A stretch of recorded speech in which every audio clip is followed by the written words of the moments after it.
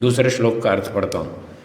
क्योंकि इस संसार में अत्यंत कामात्मता और निष्कामता श्रेष्ठ नहीं है।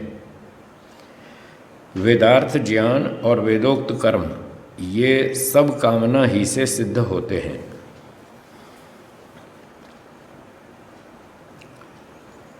तो इसमें कह रहे हैं दूसरे श्लोक में, इस संसार में अत्यंत कामात्मता, इसका अर्थ है कि अपनी इच्छाओं को बहुत अधिक बढ़ा लेना। अत्यंत बहुत अधिक, कामात्मता कामनाएं करना, बहुत कामनाएं करना, ये भी मिल जाए, वो भी मिल जाए, ये भी हो जाए, वो भी हो जाए, मैं ये भी चाहता हूँ, मैं वो भी चाहता हूँ। हैं, कई बार लोग कहते हैं गुरुजी मेरी बड़ी इच्छा है। भाई तुम्हारी इच्छा तो तुम पूरी करो, मुझे क्यों बीच में लपेट रहे हो? मैं तुम्हारी इच्छा ही पूरी करने के लिए पैदा हुआ हूँ क्या? आपकी इच्छा है तो आप पूरी करो, मुझे क्यों बीच में घसीट रहे हो? आपकी इच्छा है, मेरी इच्छा नहीं है। मेरी अपनी इच्छा है, आपकी अपनी इच्छा है। आप अपनी इच्छा पूरी करो, मैं अपनी करूँगा। आप अपनी इच्छा पूरी करने के लिए मुझे घसीट रहे, ये तो न्याय थोड़ी है। तो उनकी इच्छाएं बहुत अधिक होती हैं। तो कह रहे हैं ऐसे बड़ी बड़ी इच्छाएं कर लेना, मैं ये भी कर लूँ, ये भी कर लूँ, और आता है नहीं। फिर वो दूसरों को परेशान करते हैं, साहब आप ये मेरा काम करो। वो कहता मेरा ये काम करो। भाई क्यों करो? आप उसको फीस देते हो क्या? हैं? आपको फीस देते हो जो आप कहते हैं साहब मेरा ये काम करो?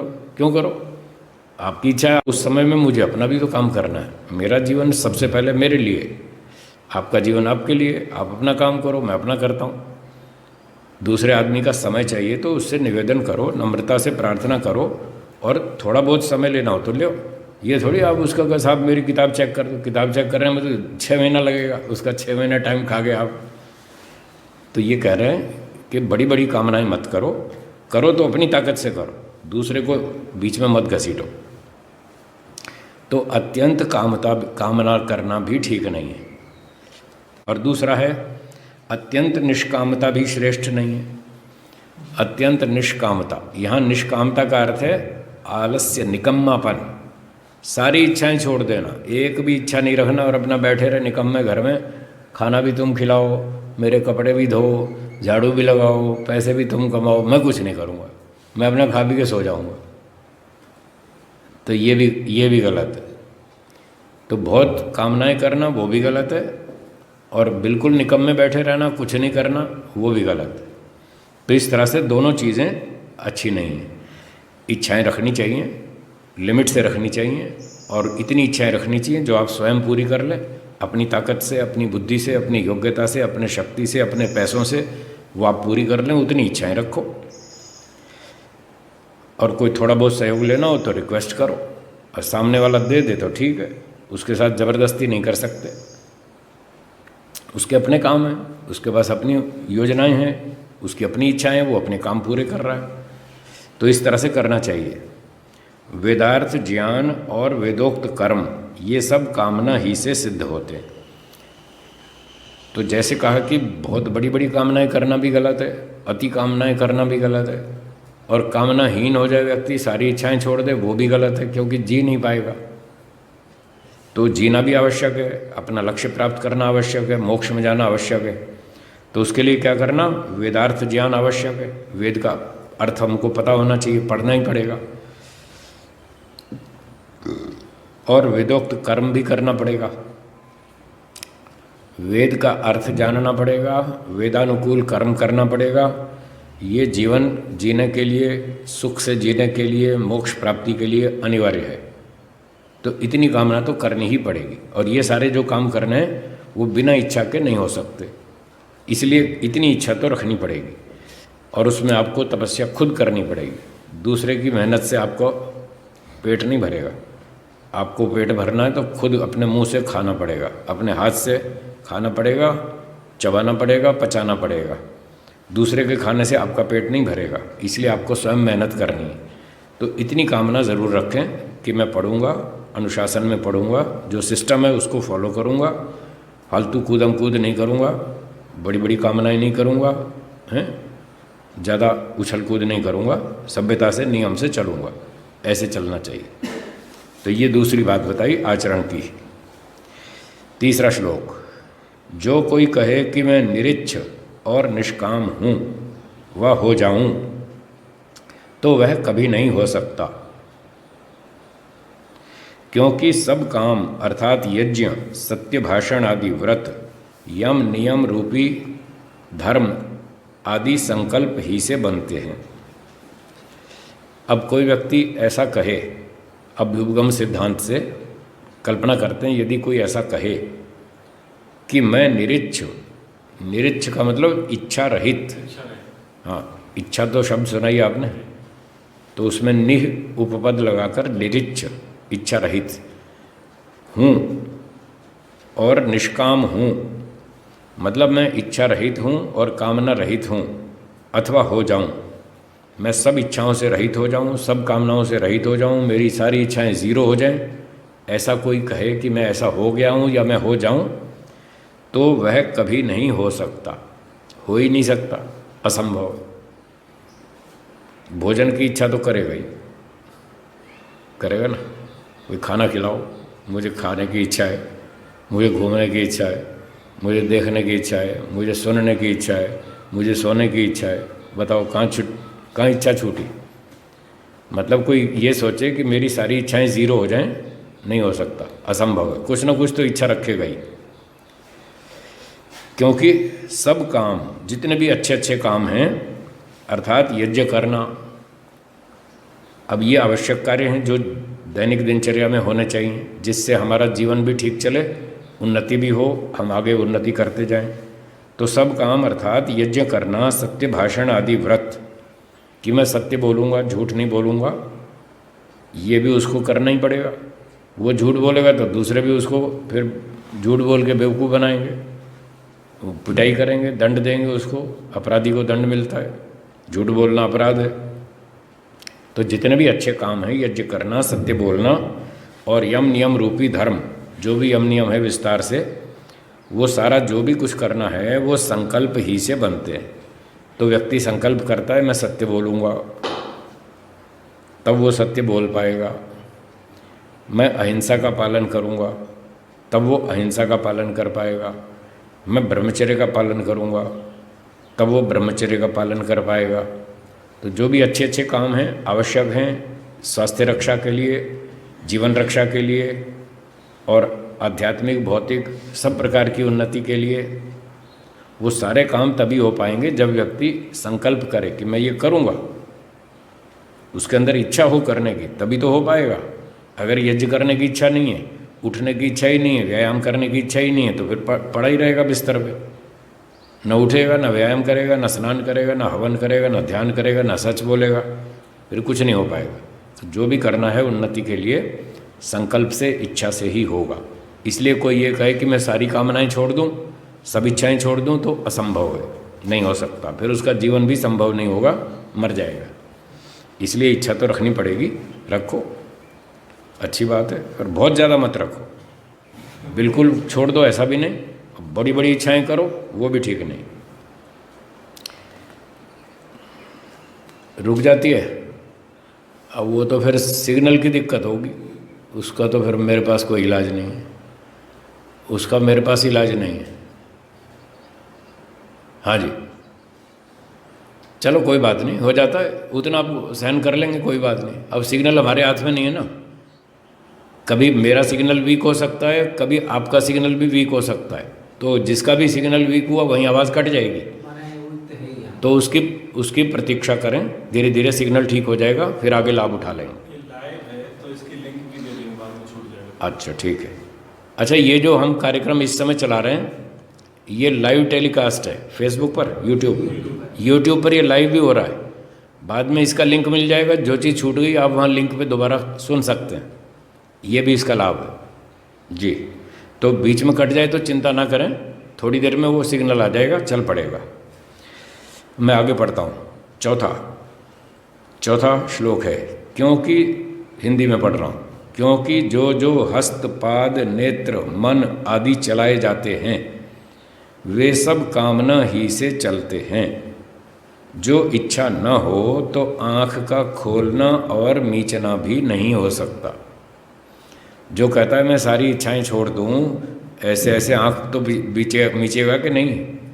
दिन में हज़ारों बार हम आँख मीचते हैं यूँ, हाँ या ना? अब बिना इच्छा के तो आप पलकें भी नहीं खोल सकते, जबकि इतना सामान्य सा कार्य है जिसका पता भी नहीं चलता हमने कितनी बार आँख झपकी। एक दिन में सैकड़ों हज़ारों बार आँखें झपकते हैं हम। इतना नॉर्मल, इतना सामान्य सा कार्य है, वो भी बिना इच्छा के नहीं होता, तो फिर बड़े बड़े काम बिना इच्छा के कैसे हो जाएंगे? तो ये कहना तो बुद्धिमत्ता नहीं है कि मेरी सब कामनाएं खत्म हो गई हैं, या कोई भी इच्छा नहीं है, या मैं सारी इच्छाएं छोड़ दूं, बिल्कुल इच्छाओं से शून्य हो जाऊं। ये कोई बुद्धिमत्ता की बात नहीं है और पॉसिबल भी नहीं। तो इसलिए कह रहे हैं जो जो भी हस्त, पाद, नेत्र, मन आदि चलाए जाते हैं, हम हाथ चलाते हैं, जैसे उस दिन आप कह रहे थे ना मैं यूँ यूँ करता रहता हूँ, यूँ हाथ यूँ चलाता हूँ, तो ये भी बिना इच्छा के थोड़ी हो रहा है, इसमें भी इच्छा है। तो आप हाथ यूँ चलाते हैं, कोई यूँ चलाता है, कोई सर ऐसे घुमाता है, कोई हाथ यूँ घुमाता है, कोई यूँ घुटना घुमाता रहता है, हिलाता रहता है, कोई पाँव हिलाता रहता है, वो भी सब इच्छा से ही है। तो हाथ हिलाते हैं, पाँव हिलाते हैं, और नेत्र यूँ घुमाते हैं, इधर उधर देखते हैं, या पलकें झपकते हैं, ये सब काम इच्छा से ही होता है। और मन में जितने विचार आते हैं वो सब हमारी इच्छा से आते हैं। मन तो जड़ है, जड़ वस्तु स्वयं कोई क्रिया नहीं करती, बिना इच्छा के विचार उठता ही नहीं। मतलब स्वामी जी आपकी बात सुनकर के जो सिर हिला रहे हैं, पता नहीं चलता। हाँ, पता नहीं चल रहा, लेकिन आप इच्छा से हिला रहे हैं कि हाँ हाँ समझ में आ रहा है, हाँ हाँ ठीक है ठीक है, हाँ ठीक है। वो सब आप सिर हिला रहे हैं, वो इच्छा से ही हिला रहे हैं। जब समझ में आता है तो हाँ ऐसे ही हिलाते हैं, और जब ऐसे ऐसे नहीं हिलाते ना और यूँ देखते रहते हैं तो मुझे पता चल जाता है अभी समझ में नहीं आया तो मुझे पता चल जाता है ये यूँ देख रहा है मतलब अभी समझ में नहीं आया।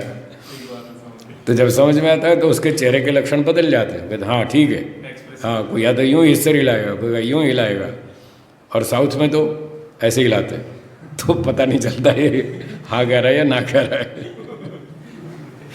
साउथ इंडिया में ऐसे ऐसे सिर हिलाते हैं, हैदराबाद में उस तरफ, आंध्रा में और उस तरफ ऐसे यूँ तो पहले पहले हमें बड़ा विचित्र लगता था, इसका क्या मतलब है भाई, समझ नहीं आया। फिर बाद में पता चला कि इसका मतलब है यस, हाँ उत्तर भारत में यूँ सिर हिलाते और वहाँ यूँ हिलाते। मैंने कहा ठीक है, अब पता चल गया। चलिए, तो जो भी हम हाथ पैर हिलाते हैं वो सब कामना से होता है, पलकें झपकते हैं वो भी इच्छा से होता है।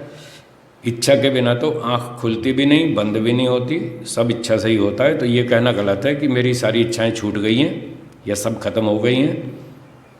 और मैं भी कई बार प्रवचन में कहता रहता हूँ कि अपनी इच्छाएं कम करो, हमेशा यही कहता हूँ इच्छाएं कम करो। क्यों जी, ठीक है ना, ऐसे ही बोलता हूँ। ये कभी नहीं कहता सारी इच्छाएं छोड़ दो, कभी नहीं कहता, क्योंकि छूट ही नहीं सकती। मैंने पढ़ रखा है ना, मैंने 100 बार तो पढ़ रखा है ये सत्यार्थ प्रकाश बताया तो आपको, 40 साल से यही पढ़ता हूँ, ऋषियों के ग्रंथ बस, और कुछ नहीं। ऐसी पुस्तक चाहे मैं 50 बार पढूं चाहे 100 बार पढूं, इसी को पढ़ता हूँ, बेकार फालतू किताब पढ़ता ही नहीं। कोई सवाल पूछता है तो मैं पहले पूछता हूँ बताओ कहाँ से, कौन सी पुस्तक में से पूछ रहे हो, ये इसका लेखक कौन है। अगर तो ऋषि है फिर तो ठीक है, फिर तो मैं उस पर दिमाग लगाऊँ, उसका उत्तर ढूंढूँ भी सही। और कोई ऐसे ही दूसरा सामान्य व्यक्ति है तो उस पर क्यों मेहनत करूं, मेरा टाइम खराब होता है। मुझसे पूछना हो तो ऋषियों का प्रश्न पूछो, ऋषियों की बात पूछो, बस फालतू नहीं। हाँ, उसके लिए हम क्यों समय खराब करें। तो ये हो गया, बिना इच्छा के कुछ नहीं होता। 5वां श्लोक हिंदी पढ़ता हूँ। इसलिए संपूर्ण वेद, मनुस्मृति तथा ऋषि प्रणीत शास्त्र, सत्पुरुषों का आचार और जिस जिस कर्म में अपना आत्मा प्रसन्न रहे, अर्थात भय, शंका, लज्जा जिसमें न हो, उन कर्मों का सेवन करना उचित है।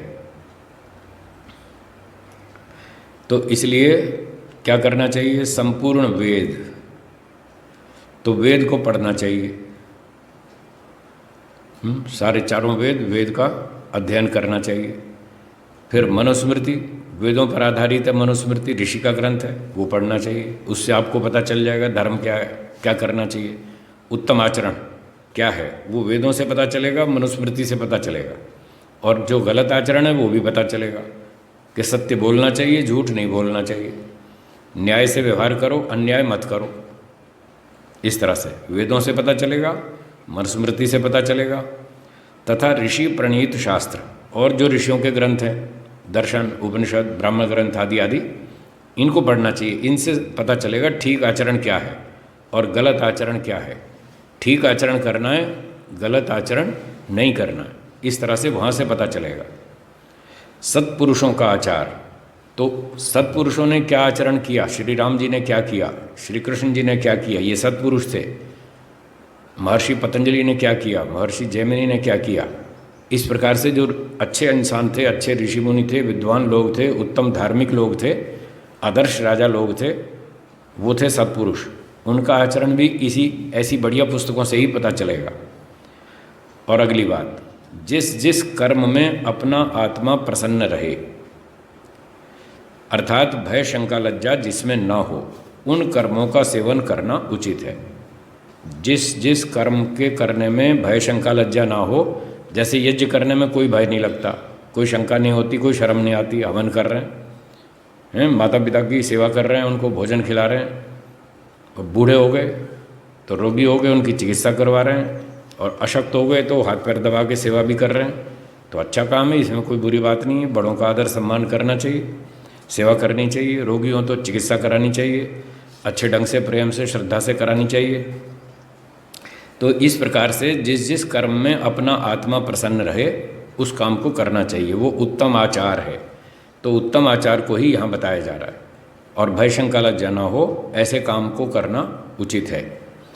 देखो, जब कोई मिथ्या भाषण, चोरी आदि की इच्छा करता है, तभी उसके आत्मा में भय शंका लज्जा अवश्य उत्पन्न होती है।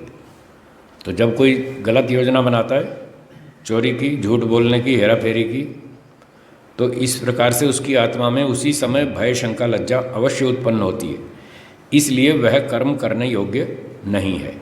तो ये एक अंदर से लक्षण मिलता है, एक अनुभूति होती है, भाई ये कुछ डर लग रहा है, कुछ डाउट हो रहा है, कहीं पकड़े तो नहीं जाएंगे, कहीं फंस तो नहीं जाएंगे, पिटाई विटाई तो नहीं होगी, कहीं जेल वेल तो नहीं हो जाएगी, बदनामी भी होगी, भाई ऐसा काम नहीं करेंगे, उसको तत्काल बंद कर दो, वो आचार ठीक नहीं है, वो अनाचार है, वो करने योग्य नहीं है, ऐसे काम को नहीं करना चाहिए।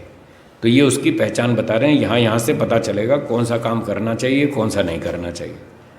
और जब कहीं शंका हो जाए, संशय हो जाए, तो फिर वेद पढ़ो। धर्मम जिज्ञासमानानाम प्रमाणम परमम श्रुति। जहाँ कहीं संशय पैदा हो जाए और पता नहीं चल रहा हो कि सही क्या है, तो अंतिम प्रमाण फिर वेद है। फिर वेद से उसको मिलाकर देखो, वहाँ टैली करो कि वेद क्या कह रहा है। अगर वो कह रहा है हाँ ये काम करने योग्य है तो कर डालो, अगर वेद मना करता है तो मत करो। इस तरह से निर्णय करना चाहिए। बोलिए।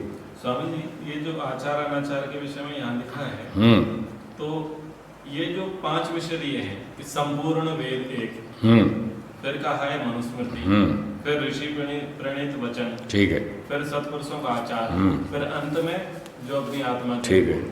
तो ये इनमें से ये नहीं मिले तो ऐसे ही, या फिर सब में से, मतलब ये 5 सोर्स हैं, हाँ, जहाँ से आप पता लगा सकते हैं जी कि भाई कौन सा काम ठीक है, कौन सा गलत है। हाँ। तो जो जहाँ से पता चल जाए वहाँ से वो कसौटी है।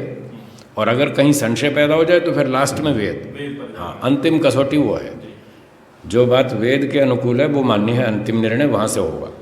ठीक है, आगे बढ़ता हूँ। मनुष्य, छठा श्लोक का हिंदी अर्थ।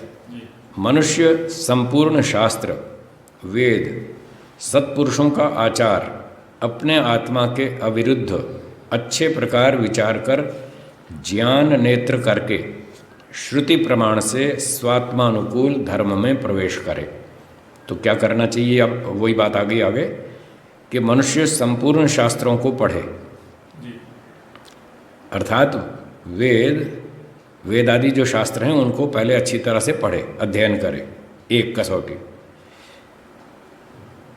और दूसरा है फिर सत्पुरुषों का आचार, वेद पढ़े और शास्त्रों को पढ़े ऋषियों के, और सत्पुरुषों का आचरण, जैसे बताया कि पतंजलि महाराज क्या करते थे, महर्षि दयानंद जी का जीवन का आचरण कैसा था, ये सत्पुरुषों का आचार है। महापुरुषों का जो आचरण है वो भी एक कसौटी है, वहाँ से पता चलता है। हम उनको सत्पुरुष, महापुरुष, ऋषि मानते हैं, विद्वान मानते हैं, वेद के अनुयायी मानते हैं और उन पर श्रद्धा रखते हैं। वो हम श्रद्धा क्यों रखते हैं? इसीलिए तो उनका आचरण वेद के अनुकूल था। शाब्दिक ज्ञान तो बहुत लोगों को है, आज भी है, पर शाब्दिक ज्ञान से कल्याण नहीं होता। शाब्दिक प्रवक्ता देखो टीवी में रोज़ बैठे हैं, रोज़ तरह तरह के भाषण देते हैं, अच्छे अच्छे भाषण देते हैं, थोड़ी थोड़ी गड़बड़ भी करते हैं, उसमें सिद्धांत विरुद्ध बात भी होती है, पर फिर भी 70-80% बहुत सारी अच्छी बात भी कहते हैं वो। तो शाब्दिक ज्ञान तो है उनको, पर तत्व ज्ञान नहीं है।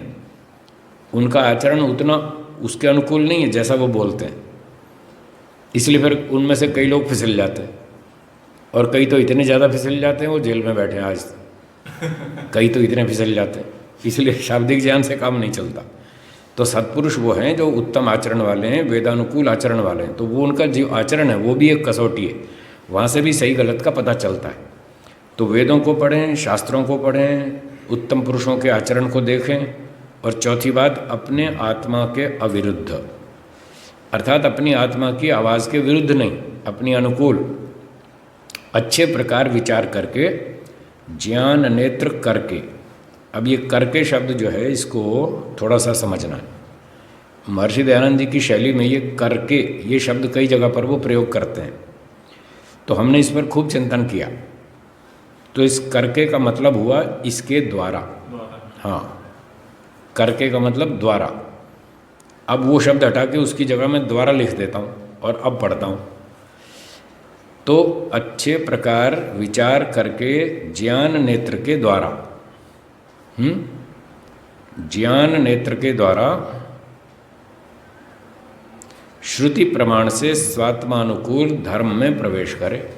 तो श्रुति प्रमाण वेद का प्रमाण, इसलिए अंतिम निर्णय वेद से होगा। जहाँ भी संशय हो वहाँ अंतिम निर्णय वेद के आधार पर होगा। तो इस प्रकार अपनी आत्मा के अनुकूल धर्म में प्रवेश करे। व्यक्ति को इस तरह से आचरण करना चाहिए। चलिए आगे पढ़ता हूँ, 7वां श्लोक।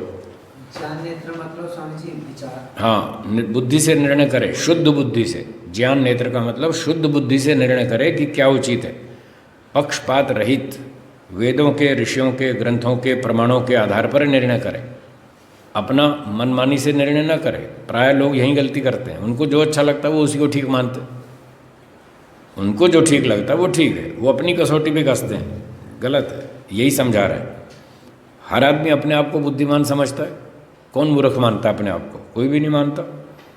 प्रायः सभी लोग ये मानते हैं मैं जो मानता हूँ वही ठीक है, जबकि उसका मानना वेदों के विरुद्ध है। 50%, 80%, 70% वेदों के विरुद्ध है। उसने शास्त्र तो पढ़े ही नहीं आज तक, न शास्त्र पढ़े, न महापुरुषों का जीवन देखा, न इतिहास को देखा अच्छे लोगों के, हैं, न वो आत्मनिरीक्षण करता शुद्ध हृदय से, ईमानदारी से। तो जब ये सब काम किए ही नहीं तो फिर वो कोई प्रमाण थोड़ी है। उसको फिर भी जो अच्छा लगता है वो उसको ठीक मानता है। अब ये अद्वैतवादी देख लो, अपने आप को ठीक मानते हैं, और अपने आप को ठीक मानते हैं, दुनिया को मूर्ख समझते हैं। तो ऐसे नहीं होता निर्णय, केवल आप अपने मनमानी बात करें वो गलत है। पहले ऋषियों के ग्रंथ पढ़ो, वेदों को पढ़ो, बुद्धि को खोलो, पक्षपात रहित निर्णय करो, और फिर देखो क्या सत्य बैठ रहा दिमाग में, फिर उसका आचरण करना चाहिए। शंका समाधान के लिए थोड़ी देर रुके, ठीक है, 5-7 मिनट, फिर शुरू करते हैं। तो ये 6ठा श्लोक हो गया। अब 7वें श्लोक की हिंदी पढ़ता हूँ। क्योंकि जो मनुष्य वेदोक्त धर्म और जो वेद से अविरुद्ध स्मृतियुक्त धर्म का अनुष्ठान करता है, वह इस लोक में कीर्ति और मर के सर्वोत्तम सुख को प्राप्त होता है। क्यों ये बार बार कहा जा रहा है कि वेदों को पढ़ो, मनुस्मृति को पढ़ो, ऋषियों के ग्रंथ पढ़ो, बार बार पढ़ो, 50 बार पढ़ो? क्यों कह रहे हैं? क्यों ये कह रहे हैं कि वहाँ से निर्णय करो, अपनी मनमानी मत करो?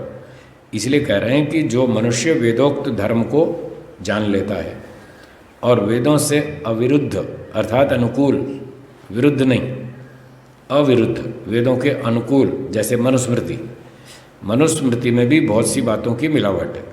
जो वेदों के विरुद्ध बातें लिखी हैं वो बेईमान लोगों ने उसमें मिलावट की है, तो उतनी उतनी छोड़ देंगे।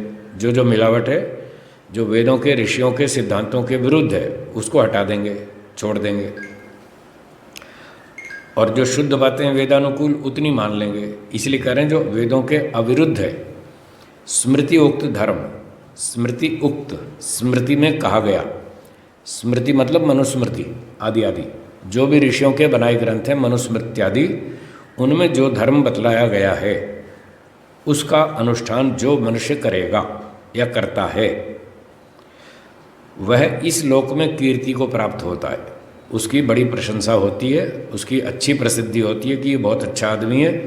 महर्षि मनु ने लिखा है रात को जल्दी सो, सुबह जल्दी उठो, व्यायाम करो, ध्यान करो, अपने स्वास्थ्य का चिंतन करो, रोगों से बचो, ईश्वर का उपासना करो, हवन करो, माता पिता की सेवा करो, वेदों का अध्ययन करो। तो मनुस्मृति में ये सारी बातें लिखी हैं। जो इस तरह से आचरण करता है उसकी संसार में कीर्ति होती है, प्रशंसा होती है, यश होता है, और मरने के बाद अगले जन्म में सर्वोत्तम सुख को प्राप्त होता है। तो सर्वोत्तम सुख से तात्पर्य है कि अगर उसके मोक्ष जितनी योग्यता नहीं बनी, मोक्ष जितनी पूरी योग्यता तो नहीं बनी, तो फिर स्वर्ग में जाएगा। स्वर्ग का मतलब अगला जन्म बहुत अच्छा मिलेगा, विद्वान बुद्धिमान ब्राह्मण परिवार में जन्म होगा, अथवा उतने भी कर्म नहीं है तो क्षत्रिय में होगा, जैसे कर्म होंगे वैसा होगा कर्मानुसार। और अगर वेद और मनुस्मृति आदि शास्त्रों का आचरण करके उसकी इतनी योग्यता बन गई कि 5 क्लेश दग्ध बीज हो गए, वो फिर सर्वोत्तम सुख मोक्ष को प्राप्त करेगा। इसलिए उसको ऋषियों और वेदों के अनुकूल चलना चाहिए, इसके विरुद्ध काम नहीं करना चाहिए। यही उत्तम आचरण है, और इसके विरुद्ध करना उत्तम आचरण नहीं है, वो अनाचार है, वो नहीं करना चाहिए। ठीक है, और आगे पढ़ता हूँ। ये कौन सा हुआ? 7वां। 8वां पढ़ता हूँ। श्रुति वेद और स्मृति धर्मशास्त्र को कहते हैं। तो श्रुति शब्द बहुत बार प्रयोग होता रहता है, उसका तात्पर्य है वेद। मुख्य रूप से श्रुति का अर्थ है वेद, मतलब सामान्य लोगों के लिए। और जब हम शास्त्रों का अध्ययन करते हैं और शास्त्रीय परंपरा से चलते हैं तो श्रुति शब्द से ब्राह्मण ग्रंथ और उपनिषद का अर्थ भी लिया जाता है। श्रुति शब्द में वो भी आते हैं, पर मोटे तौर पर आम जनता के लिए श्रुति का मतलब वेद, क्योंकि वो इतने शास्त्रों को लोग समझते नहीं, पढ़ते नहीं, जानते ही नहीं, ये और भी कोई शास्त्र होते हैं, तो उनके लिए तो श्रुति का अर्थ मोटा समझ ले वेद। और 8वां चल रहा है। श्रुति का अर्थ है वेद और स्मृति का मतलब धर्मशास्त्र। तो जैसे मनुस्मृति है ये धर्मशास्त्र है। धर्मशास्त्र का मतलब जो हमें धर्म की बात बताता है। धर्म शब्द से आप मोटे तौर पर यहाँ ये अर्थ ले लें कि हमें जीवन कैसे जीना चाहिए, कौन सा काम हमारे लिए उत्तम है, सुखदायक है, जन्म से लेकर के पूरे जीवन मरते तक सारे जीवन में किस उम्र में क्या करना चाहिए, ये है धर्मशास्त्र जो इस तरह के कानून हमको बताता है। तो मनुस्मृति एक ऐसा धर्मशास्त्र है जो हमको जन्म से लेके और मरते दम तक सारे टाइम टेबल बताता है कि ब्रह्मचारी अवस्था में क्या करना चाहिए वो सब बताता है, गृहस्थी को क्या करना चाहिए उसके नियम बताता है, वानप्रस्थी को क्या करना चाहिए वो भी बताता है, सन्यासी को क्या करना चाहिए वो भी बताता है, सारा बताता है। पूरे जीवन का जो टाइम टेबल बताता है, कर्तव्य बताता है, वो है धर्मशास्त्र, वो है जैसे मनुस्मृति। तो स्मृति का अर्थ हो गया धर्मशास्त्र। अब ये मनो जी का तो एक उदाहरण है, और भी कोई धर्मशास्त्र हो वो भी इसके अंतर्गत आ जाएगा स्मृति शब्द से, और वेद श्रुति शब्द का अर्थ माना जाएगा। तो महर्षि दयानंद जी व्याख्या में लिख रहे हैं, श्रुति वेद और स्मृति धर्मशास्त्र को कहते हैं। इनसे सब कर्तव्य अकर्तव्य का निश्चय करना चाहिए, अपनी मनमानी नहीं करनी चाहिए, जो कि लोग आजकल करते हैं गड़बड़। जो उनको ठीक लगता है वो ठीक, वो तो अपनी मर्जी से निर्णय कर रहे हैं, ये गलत है।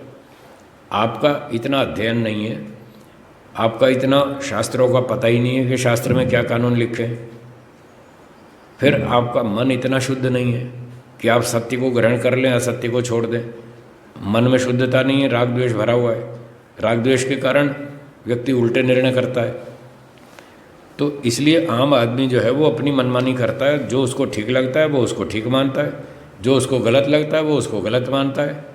ये कसौटी गलत है, ये ठीक नहीं है। वेद और मनुस्मृति आदि जो धर्मशास्त्र हैं उनकी कसौटी से आचार और अनाचार का निर्णय करना चाहिए। धर्म और अधर्म का, सत्य और असत्य का वहाँ से निर्णय होगा, आपकी मनमानी से नहीं। तो इस तरह से ध्यान रखना चाहिए।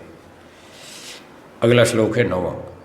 जो कोई मनुष्य वेद और वेदानुकूल आप्त ग्रंथों का अपमान करे, जो कहे मैं वेद को नहीं मानता, देखो अब उसके लिए क्या कह रहे हैं जो कहे मैं वेद को नहीं मानता और वेदानुकूल आप्त ग्रंथों का अपमान करे, जो कहे मैं उपनिषद को नहीं मानता, मैं मनुस्मृति को नहीं मानता, मैं दर्शन को नहीं मानता, जो ऐसा कहे, ये कोई अच्छी पुस्तक नहीं है, ये कोई ठीक नहीं है, ये कोई प्रामाणिक नहीं है, जो ऐसा कहे उसको श्रेष्ठ लोग जाति बाह्य कर दें, उसको दंड, जाति से बाहर, हुक्का पानी बंद, गांव की भाषा में कहते हैं उसका हुक्का पानी बंद है, उसको पास में बैठने नहीं देना, उसको निकालो बाहर, चल भाई तू नालायक है, चल यहाँ से, तुझे हम अपनी सोसाइटी में नहीं रखेंगे, प्रदूषण फैलाएगा, डंडा मारेंगे, जेल में डालेंगे, गड़बड़ करेगा तो उसको जेल में डालेंगे, क्योंकि जो वेद की निंदा करता है वही नास्तिक है। हाँ जी, वेद की जो निंदा करता है वो नास्तिक है। आजकल उन नास्तिकों को पागल कहते हैं आजकल की भाषा में उसका नाम है पागल। पहले नास्तिक कहते थे, अब पागल कहते हैं। पहले राक्षस कहते थे, अब आतंकवादी कहते हैं। कोई राक्षस खत्म थोड़ी हो गए। अभी रामायण सीरियल आप देख रहे हैं, पीछे महाभारत भी आया, रामायण भी आया, उसमें देखा नहीं राक्षस लोग थे जो परेशान करते थे, वो उस ज़माने के राक्षस लोग आजकल आतंकवादी हैं, ये परेशान करते हैं, वही राक्षस ही तो हैं, वो ज़माने के हिसाब से थोड़ा नाम बदल दिया उसका। तो जैसे पुराने समय के राक्षस लोग, राक्षस क्या है, वो प्रवृत्ति है, राक्षसी प्रवृत्ति है, दूसरों को तंग करना, परेशान करना, दुख देना, उसी को राक्षस कहते हैं। तो आज जो लोग दूसरों को तंग करते हैं, बम फोड़ते हैं, आतंकवाद फैलाते हैं, ये वो राक्षसी तो हैं। तो राक्षसी प्रवृत्ति अभी समाप्त नहीं हुई, ना कभी होने वाली है, ये अनादिकाल से चल रही है, अनंत काल तक चलेगी। पिछले पाठों में बताया था ये राक्षसी वृत्ति तमोगुण से पैदा होती है, हाँ या ना? अब तमोगुण खत्म हो गया क्या? आगे खत्म हो जाएगा? तो फिर जब तमोगुण खत्म नहीं होगा तो राक्षस कैसे खत्म हो जाएंगे? आतंकवादी कैसे खत्म हो जाएंगे? घोटालेबाज कैसे खत्म हो जाएंगे? ये तो अनादि अनंत काल से तमोगुण चल रहा है, अनंत काल तक रहेगा। इसलिए बहुत सारे लोग टेंशन में हैं। किस बात की टेंशन में? साहब देश बिगड़ गया, दुनिया बिगड़ गई है, लोग झूठ बोलते हैं, शराब पीते हैं, अंडे खाते हैं, मांस खाते हैं, चोरी करते हैं, लूट मार करते हैं, घोटाले करते हैं। अरे तुम क्यों टेंशन में हो? कोई नई बात थोड़ी है। क्या रामचंद्र जी के ज़माने में लोग चोरी नहीं करते थे, डकैती नहीं होती थी, लूट मार नहीं होती थी? रावण जैसे लोग तब भी खड़े तो हैं सामने, हैं? रावण जैसे लोग भी खड़े हैं राम जी के ज़माने में उनके सामने टक्कर में, और उनकी राक्षसों की सेना कितनी लंबी चौड़ी, वो भी तो थी। और फिर चलो इसमें आ गए द्वापर में, तो इधर अर्जुन थे तो वहाँ दुर्योधन थे, इधर पांडवों की सेना, उधर कौरवों की सेना। कंस जैसे, जरासंध जैसे, शिशुपाल जैसे, दुर्योधन जैसे, दुशासन जैसे, और कितनी लंबी चौड़ी सेना थी। तो वो कोई ख़त्म थोड़ी होने वाले हैं। आज भी ख़त्म नहीं हुए, आगे भी ख़त्म नहीं होंगे। इसलिए आप टेंशन ना करें कि साहब दुनिया बिगड़ गई है। ये तो बिगड़ी है, आज भी बिगड़ी है, आगे भी बिगड़ेगी। आप टेंशन मत करो, आप अपनी बात सोचो, मैं कैसे सुधरूंगा, बस। दुनिया सुधरती रहेगी, बिगड़ती रहेगी, उसकी ज़्यादा चिंता मत करो। अपनी सोचो, मैं कैसे सुधरूंगा। लोग कहते हैं साहब दुनिया बिगड़ गई। अरे दुनिया बिगड़ गई, तुम दुनिया के अंदर रहते हो या बाहर रहते हो दुनिया से? जब दुनिया बिगड़ गई तो तुम भी तो उसी में हो, तुम क्या नहीं बिगड़े? लोग खामखा शिकायत करते हैं साहब आर्य समाज में ये हो गया। अरे भाई तुम आर्य समाजी नहीं हो क्या? तुम किस पे दोष लगा रहे हो? जो आर्य समाजी पे दोष लगा रहे हो वो तुम पर भी तो आ रहा है। तुम खुद भी तो आर्य समाजी हो, फिर किसको गाली दे रहे हो, किसको दोष लगा रहे हो? वो दोष तुम पर भी आ रहा है। तो ये शिकायत मत करो कि साहब आर्य समाज में ऐसा हो रहा है। अरे कहाँ नहीं हो रहा है ये बताओ? सिखों में हो रहा है, जैनियों में हो रहा है, बौद्धों में हो रहा है, ईसाइयों में हो रहा है, मुस्लिमों में हो रहा है, सब में हो रहा है। फिर तुम आर्य समाज को क्यों गाली दे रहे हो? गड़बड़ सब जगह है। और वो जिसकी है सो करेगा और भोगेगा। तुम अपनी बात करो, मुझे सुधरना है कि नहीं सुधरना, अपना ध्यान रखो बस। तो हमारे गुरुजी ने बहुत बढ़िया बढ़िया बात सिखाई, दर्शन पढ़ाए, वेद पढ़ाए, उपनिषद पढ़ाए, बहुत अच्छी बात सिखाई। इन सारी बातों का सार, चलो बोलिए मेरे साथ 2 वाक्य सार बोलेंगे। उन्होंने कहा देखो ये दुनिया अनादिकाल से बिगड़ रही है, आज भी बिगड़ी है, आगे भी बिगड़ेगी। ये तो ऐसी ही थी और ऐसी ही रहेगी, इसलिए तुम इसकी चिंता मत करो, तुम अपनी बात सोचो, तुम्हें सुधरना है कि नहीं सुधरना। हमने कहा गुरुजी सुधरना। तो बोले ठीक है, 2 वाक्य याद कर लो और उस पर चलते रहो, उस पर आचरण करते रहो। तो हमने कहा ठीक है गुरुजी बताइए। तो उन्होंने पहला वाक्य सिखाया, आप भी बोलिए मेरे साथ, दुनिया सुधरे या ना सुधरे, दुनिया सुधरे या ना सुधरे, हम जरूर सुधरेंगे। हम जरूर सुधरेंगे। हाँ ठीक है ना। तो दुनिया सुधरे ना सुधरे, पहले अपनी बात करो, हम जरूर सुधरेंगे, पहले अपनी बात करो। हाँ दूसरी बात, दुनिया सुधरे या बिगड़े, दुनिया सुधरे या बिगड़े, हम नहीं बिगड़ेंगे। हम नहीं बिगड़ेंगे। दुनिया सुधरे या ना सुधरे, हम ज़रूर सुधरेंगे। दूसरी बात, दुनिया सुधरे या बिगड़े, हम नहीं बिगड़ेंगे। तो अपना ठेका लो, हम नहीं बिगड़ेंगे, पहले अपने आप को ठीक करो। अगर मैं खुद बिगड़ा हुआ हूँ तो दूसरे को क्या सुधारूंगा? मुझे बिगड़ा हुआ देखकर दूसरे लोग सुधरेंगे या बिगड़ेंगे? बिगड़ेंगे। तो फिर मैं खुद ही बिगड़ा हूँ तो फिर दूसरे को क्या भाषण देना? पहले अपना सुधार करो। दुनिया सुधरे या बिगड़े, हाँ सुनिए, दुनिया सुधरे या बिगड़े, हम नहीं बिगड़ेंगे। आ गया समझ में? दुनिया या ना सुधरे, हम ज़रूर सुधरेंगे, ज़रूर सुधरेंगे, पहली बात। दूसरी बात, दुनिया सुधरे या बिगड़े, दुनिया अपना हिसाब देखे, दुनिया सुधरे या बिगड़े उसकी ज़्यादा चिंता मत करो। दुनिया सुधरे या बिगड़े, हम नहीं बिगड़ेंगे, ये दूसरी बात। तो गुरुजी ने कहा ये 2 बात सीख लो, अपना सुधार करो, अपने को बचा के रखो, कभी तुम न बिगड़ जाओ। चले थे दुनिया को सुधारने और खुद ही बिगड़ गए, फिर क्या कमाया आपने? उल्टा खो दिया, जो सीखा था वो भी खो दिया। तो ये 2 बात हमेशा ध्यान में रखें। आप लोग भी, सब लोग भी, जो भी सुन रहे हैं मेरी बात, सब सावधान रहें, अपने ऊपर ज़्यादा ध्यान दें, दूसरे के ऊपर नहीं। कोशिश करें दूसरे को न देखें। क्या बोला? कोशिश करें दूसरे को ना देखें। जितना आप दूसरे को देखेंगे, जितना आप दूसरे को देखेंगे, हाँ, जितना आप दूसरे को देखेंगे उतना आपका दिमाग खराब होगा। देखना हो तो महापुरुषों को देखो, ऋषियों को देखो, उससे आपकी बुद्धि अच्छी बनेगी। अच्छा, रामचंद्र जी कितने माता पिता की सेवा करते थे, ऐसे महापुरुषों को देखो। देखना है तो क्या कूड़े कचरे को देखते हैं? वो गाली देता है, वो शराब पीता है, वो निंदा करता है, वो चुगली करता है, वो झूठ बोलता है। अरे इसको क्या देखना? वो बेकार लोगों को देखोगे, वही कचरा तुम्हारे सर में घुस जाएगा, तुम भी उसकी नकल करोगे। तो बेकार कचरे की नकल मत करो, इसको छोड़ो। देखना है तो अच्छे महापुरुषों को देखो, वो क्या करते थे। महर्षि दयानंद कितने ऊंचे वैरागी थे, कितने घंटे ध्यान करते थे, कितना समर्पण करते थे, कितनी ईश्वर भक्ति थी उनमें, कितनी सेवा थी, कितना परोपकार था, कितनी विद्या थी, कितना वैराग्य था, कितनी तपस्या थी। तो ऐसे अच्छे अच्छे महापुरुषों का जीवन देखो तो वो अच्छी बातें आपके अंदर आएंगी, और आप दूसरों के दोष देखोगे तो वो दोष आपके अंदर आ जाएंगे। मान लो आपने एक व्यक्ति को देख लिया, वो कुछ ऐसी क्रिया कर रहा था जो ठीक नहीं थी, मान लो हैं, आपने कितना 30 सेकंड देखा, सिर्फ 30 सेकंड या 1 मिनट, चलो 1 मिनट देख लिया आपने, वो कुछ ठीक नहीं कर रहा था। अब ये जो आपने देख लिया 1 मिनट के लिए कि उसने ये गलती की, ये 1 मिनट का जो आपका दर्शन है ये आपका 1 घंटा खराब कर देगा, 1 घंटा टाइम बर्बाद करेगा। आप 1 घंटे तक सोच रहेंगे ये आदमी ऐसा क्यों करता है, अब आपका दिमाग 1 घंटा उसमें चला जाएगा। अगर आप उसको न देखते तो आपका 1 घंटा बच जाता। फालतू फालतू सोचता रहता है। अब फालतू फालतू योजना बनाओगे कि ऐसा क्यों करता है, इतना पढ़ा लिखा आदमी, इतना समझदार है, फिर भी ऐसा करता है। अरे वो करता है ना, वो अपना भोगता रहेगा, तुम्हें क्यों तकलीफ हो रही है? तुम अपना हिसाब देखो, तुम्हारा 1 घंटा बर्बाद हो गया। तुम ना अपनी पढ़ाई कर पाए, ना हवन कर पाए, ना ध्यान कर पाए, न ठीक शांति से भोजन कर पाए, और फालतू दिमाग में और टेंशन और बढ़ा ली, और उससे द्वेष और हो गया। ये घटना देखकर आपको उससे द्वेष बढ़ेगा। बताओ फायदा क्या हुआ?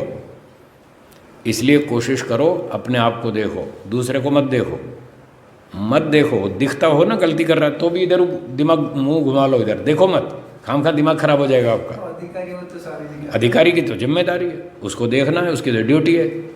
वो देखेगा, दूसरा आदमी नहीं। जो दो सहपाठी हैं वो एक सहपाठी दूसरे को नहीं देखेगा, वो अध्यापक देखेगा, टीचर देखेगा, जिसकी जिम्मेदारी है, उसकी ड्यूटी है देखने की, वो देखेगा, वो मजबूत है, वो समर्थ है, वो समझाएगा कि ऐसा मत करो, और वो अपना 1 घंटा खराब नहीं करेगा, वो 2 मिनट में निपटा देगा, इसलिए वो देखेगा, उसकी जिम्मेदारी है, उसकी इतनी योग्यता बनी गई है, इसलिए उसको ये काम दिया गया कि अब तुम देखो। और जो अभी कच्चा है उसने देख लिया कि ये ऐसा कर रहा है तो 2 घंटा तो उसका दिमाग खराब हो जाएगा, तो अपना 2 घंटा बर्बाद करेगा। इसलिए दूसरे को मत देखो, अखबार मत पढ़ो, टीवी में ज़्यादा दिमाग मत खराब करो, खोपड़ी खराब हो जाएगी। ये अपने महाराज जी जो थे, महात्मा जी, आनंद, अपने प्रभु आश्रित जी, ये अखबार को बुखार कहते थे। अखबार पढ़ोगे तो बुखार चढ़ जाएगा, इसलिए अखबार मत पढ़ो, क्योंकि आप खबरें उल्टी सीधी पढ़ेंगे, दिमाग खराब होगा कि पाकिस्तान में ये हो गया, चाइना में ये हो गया, रशिया में ये हो गया, मध्य प्रदेश में ये हो गया, भोपाल में ये हो गया, नागपुर में ये हो गया, तो आपका दिमाग खराब होगा। आप शास्त्र तो पढ़ ही नहीं पाओगे, आपका मन टिकेगा नहीं, न ध्यान में टिकेगा न पढ़ाई में टिकेगा, यही दिमाग में घूमता रहेगा। वहाँ चोरी हुई, वहाँ डकैती हुई, वहाँ लूट मार हुई, वहाँ गोली चल गई, वहाँ पर जेल हो गई, वहाँ हत्या हो गई, वहाँ फलाना हो गया। इसलिए हम कह रहे हैं कि इन चीज़ों को मत पढ़ो, मत देखो, दुनिया को मत सोचो, अपना सोचो मुझे क्या करना। अभी आपके पास अपने लिए निर्माण का समय है, अभी अपने निर्माण में मेहनत करो, सारा कंसंट्रेशन अपने ऊपर लगाओ। जब आप पढ़ लिख के विद्वान हो जाएंगे, उत्तम आचरण हो जाएगा, वैराग्य अच्छा हो जाएगा, तब आपको ये ड्यूटी दी जाएगी। जब आप सन्यासी हो जाएंगे या कुछ अधिक योग्य हो जाएंगे, तब आपको योग्यता के हिसाब से ड्यूटी दी जाएगी। अब आप ये काम करो, तब कर लेना, अभी तो पहले अपना तो कर लो। इसलिए बाहर की बातें ना सोचें, बाहर की ओर बाह्य वृत्ति ना बनाएं, दूसरे को झाँक झाँक के मत देखें वो क्या कर रहा है, अपने को देखो। ठीक है जी। जो वेदों की निंदा करता है वो नास्तिक है, और जो नास्तिक है वो पागल है। जो ईश्वर को नहीं मानता वो समझदार है क्या? दुनिया का जो ईश्वर को नहीं मानता, वेद को नहीं मानता, वो नास्तिक है, वो आउट ऑफ डेट है। बातें सारी वही है, सिर्फ भाषा का स्तर का अंतर है। अब जो लोग स्मृति को भी नहीं पढ़ सकते, इतनी भी संस्कृत नहीं मालूम, थोड़ी भी नहीं आती, तो तीसरा छूट है उनके लिए सत्पुरुषों का आचार। तो वो धर्म को कैसे जाने, वो पुरुषों का आचरण देखें। श्री राम जी कैसे थे, श्री कृष्ण जी कैसे थे, महर्षि दयानंद कैसा आचरण करते थे, ये सत्पुरुष कहलाते हैं, जिनका आचरण वेदों के अनुकूल है। तो महापुरुषों का आचरण देख लें, उससे भी पता चल जाएगा। रामचंद्र जी माता पिता की सेवा करते थे, उनके आदेश निर्देश का पालन करते थे। श्री कृष्ण जी भी बड़े अच्छे वेदों के विद्वान थे, न्यायप्रिय राजा थे, दुष्टों को दंड देते थे, सज्जनों की रक्षा करते थे, न्याय का साथ देते थे, और अन्याय के उन्होंने धुर्रे उड़ा दिए, चाहे कोई भी हो, किसी को नहीं छोड़ा। सबसे पहले सगे मामा को उड़ाया, भाई भतीजा कुछ नहीं देखते थे। तो वेद भी यही कहता है कि न्याय पर चलो, कोई भाई भतीजा रिश्तेदारी कुछ नहीं, जो धर्म पर चलेगा हम उसके साथ हैं, जो अन्याय करेगा हम उसको उड़ा देंगे, पहले वार्निंग देंगे, सुधर जाओ भाई, नहीं सुधरोगे तो फिर देखना मैदान में आ जाओ, फिर वहीं देखेंगे। तो इस तरह से ये महापुरुषों का जो जीवन है, उनको देख करके भी हम धर्म को समझ सकते हैं। वे महापुरुष लोग जो काम करते थे, उनसे सीखकर हमको भी उन्हीं की नकल करनी है। जिन कामों को वो महापुरुष नहीं करते थे, वो काम हमको भी नहीं करने। तो इस प्रकार से ये महापुरुषों का जीवन देख करके भी धर्म अधर्म को व्यक्ति जान सकता है। ये तीसरी कसौटी है। चौथी कसौटी, अपने आत्मा के ज्ञान से अविरुद्ध प्रिय आचरण। तो जो अपनी आत्मा को प्रिय लगता है, अच्छा लगता है, अविरुद्ध माने अनुकूल, विरुद्ध नहीं, अपनी रुचि के अनुकूल, अपनी इच्छा के अनुकूल जो हमें आचरण अच्छा लगता है, वो धर्म है। तो बहुत सारा इस कसौटी से भी पता चल जाता है। उदाहरण के लिए, अगर कोई व्यक्ति आपको कठोर भाषा बोले, असभ्यता से बोले, तो क्या आपको अच्छा लगता है? हाँ या ना? नहीं लगता। तो जब कोई कठोर हमारे साथ बोले, असभ्यता से बोले, तो हमें अच्छा नहीं लगता। तो इसका अर्थ है कि हमें भी दूसरों के साथ कठोर भाषा नहीं बोलनी चाहिए, असभ्यता से नहीं बोलना चाहिए। कोई हमारे साथ झूठ बोले तो हमको अच्छा नहीं लगता, तो हमें भी दूसरों के साथ झूठ नहीं बोलना चाहिए। इस तरह से बोलेंगे तो अधर्म है, और जो हमें अच्छा लगता है वो हमको करना चाहिए। हम ये चाहते हैं कि दूसरा व्यक्ति हमारे साथ सम्मानपूर्वक बोले, तो हम भी सम्मानपूर्वक बोलें, ये धर्म है। जो व्यवहार दूसरा व्यक्ति हमारे साथ करता है और हमको अच्छा लगता है, बस वही धर्म है। सिर्फ मुझे अच्छा लगता है वो धर्म नहीं है। दूसरा व्यक्ति मेरे साथ करे वो मुझे अच्छा लगता है, तो दूसरा मेरे साथ सच बोले तो मुझे अच्छा लगता है, तो मुझे भी सच बोलना, ये धर्म है। दूसरा सम्मान से बोले मुझे अच्छा लगता है, तो यही धर्म है कि मैं भी सम्मान से बोलूं। चौथी कसौटी इस तरह से है, कोई मेरे साथ चोरी करे, मेरा सामान चोरी करे, मुझे अच्छा नहीं लगता, तो चोरी करना अधर्म है। जो मुझे अच्छा नहीं लगता वो अधर्म है, जो अच्छा लगता है वो धर्म है। तो यही सारी बातें आएंगी कि लोग मेरे साथ सच बोलें, न्याय से व्यवहार करें, सभ्यता से व्यवहार करें, प्रेम से बोलें, मीठा बोलें, न्याय से, सब प्रकार से उचित सम्मान दें, तो ये धर्म है। मुझे भी ऐसा ही करना चाहिए। इस प्रकार से महर्षि मनु जी कह रहे हैं, और उनकी बात को यहाँ महर्षि दयानंद जी ने स्पष्ट किया कि ये 4 धर्म के लक्षण हैं। इन्हीं से धर्म लक्षित होता है। लक्षित मतलब जाना जाता है। लक्षण उसको कहते हैं जिससे कोई चीज़ जानी जाती है, पहचानी जाती है, उसका सिम्टम, उसको लक्षण कहते हैं। तो जैसे लाल बत्ती है चौराहे पर, उसको हम देखते हैं तो हमें पता चल जाता है कि रुको। पीली बत्ती हो जाती है तो मतलब अब चलने की तैयारी करो, और हरी बत्ती हो जाए तो मतलब चलो, वो लक्षण है। लाल बत्ती लक्षण है रुको, पीली बत्ती लक्षण है अब तैयारी करो, और हरी बत्ती लक्षण है इस बात का कि अब चलो, तो उसको लक्षण कहते हैं। उससे हमें पता चल जाता है ये काम करना चाहिए। तो ये 4 धर्म के लक्षण हैं, इनसे हमको धर्म का पता चलता है। परंतु अगर कहीं पर हमको संशय हो जाए, एक व्यक्ति श्री राम जी को महापुरुष मानता है, दूसरा व्यक्ति उसको महापुरुष नहीं मानता है, तो वहाँ संशय हो जाता है कि क्या करें, ये महापुरुष है या नहीं है, इसको फॉलो करें या नहीं करें।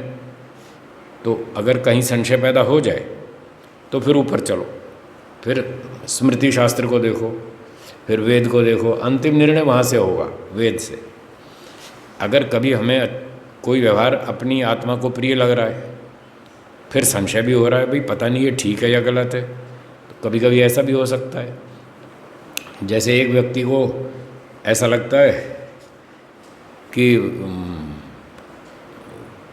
वो, उसको ये अच्छा लगता है कि दूसरे का पेन रखा है तो बिना पूछे उठा लो और अपना काम कर लो, उसको अच्छा लगता है। तो उसको तो ये अच्छा लगता है, जबकि ये धर्म के अनुकूल नहीं है कि बिना पूछे दूसरे का पेन उठा लो, बिना पूछे दूसरे की किताब उठा लो, बिना पूछे दूसरे की वस्तु का प्रयोग कर लो। तो वेद तो मना करता है कि भाई ये ठीक नहीं है, लेकिन वो कहता है मुझे तो अच्छा लग रहा है। तो जब कहीं ऐसा संशय हो जाए कि बिना पूछे दूसरे की वस्तु का हम प्रयोग करें, ये ठीक है या गलत है, ये धर्म है या अधर्म है, जब इस तरह का संशय हो जाए तो फिर अंतिम कसौटी वेद। हाँ, फिर वेद पढ़ो और वेद से पता लग जाएगा। वो कहेगा बिना पूछे दूसरे की वस्तु को नहीं छूना, उसको नहीं उठाना, उसका प्रयोग नहीं करना। तो इस प्रकार से अंतिम निर्णय वेद से होगा। वेद सबसे बड़ी कसौटी है।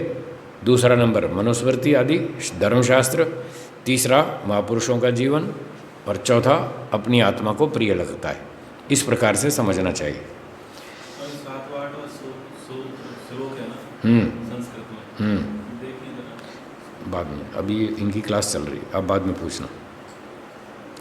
तो 10वां हो गया, अब आगे चलते हैं। 11वां श्लोक, इसका हिंदी पढ़ता हूँ। परंतु जो द्रव्यों के लोभ और काम अर्थात विषय सेवा में फंसा हुआ नहीं होता, उसी को धर्म का ज्ञान होता है। जो धर्म को जानने की इच्छा करें उनके लिए वेद ही परम प्रमाण है। आगे ना बात वहीं, वेद अंतिम प्रमाण। तो ये बहुत विशेष बात है जो अभी 11वें श्लोक में हमने पढ़ी। परंतु जो द्रव्यों के लोभ और काम में विषय सेवा में फंसा हुआ नहीं है। मूल श्लोक है अर्थ कामेश्वसक्ता नाम धर्म ज्ञानम विधीयते।